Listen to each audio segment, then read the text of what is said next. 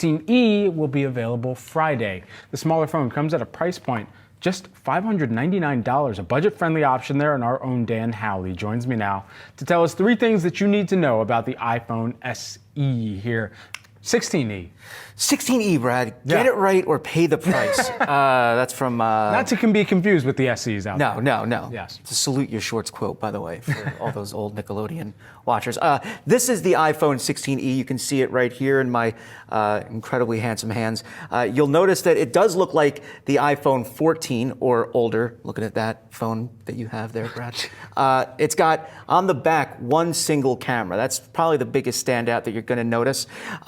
It doesn't have a wide angle, ultra wide angle, just a wide angle. It does have a kind of optical-like zoom. It's 2x, but it's nothing that's going to, absolutely blow you away. But there are a few things that I think are worth talking about as far as this phone goes, and that includes the fact that it comes with Apple's first C1 modem. The C1 modem is honestly not a life-changing difference for most users.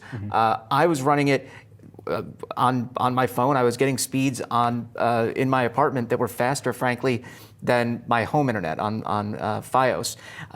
But I usually get that on my regular phone as well. So the 16 Pro. So it's an Apple change, but not necessarily a consumer change. Over time, though, Apple says this will get better battery life as a result, and then will allow them to customize designs a little bit more.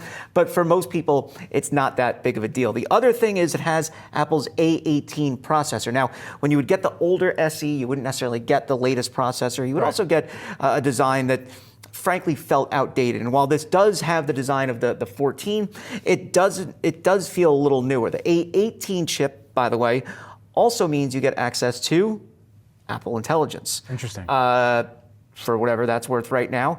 I use Apple Intelligence, totally honestly. The summaries are cool.